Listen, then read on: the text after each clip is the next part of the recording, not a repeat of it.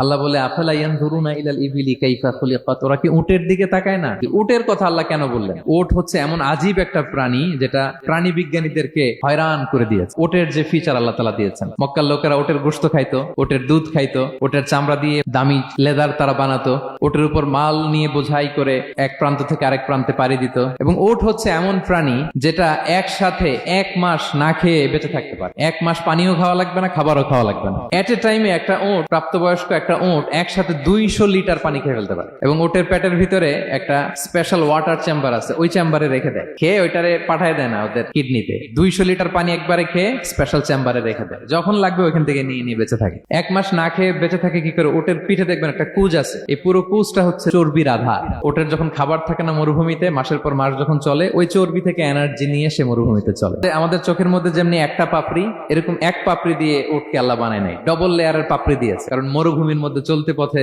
লু হাওয়া থাকবে, মরুভূমির সাইমুম, বালুর ঝড়, এই ঝড় মোকাবেলার জন্য, লু হাওয়া মোকাবেলার জন্য ডবল লেয়ারের চোখের পর্দা। একটা পর্দা ফেলে রাখে আর একটা খুলে সে হাঁটতে থাকে, তার কিছুই হয়। সুবহানাল্লাহ। এবং মরুভূমির মধ্যে যে ক্যাকটাস আছে, গুলমলতা, বড় বড় কাঁটা জাতীয় গাছ, যেই কাঁটা পৃথিবীর কোনো প্রাণী খেতে পারবে না, কিন্তু একটা উট অনায়াসে খেয়ে ফেলতে পারে।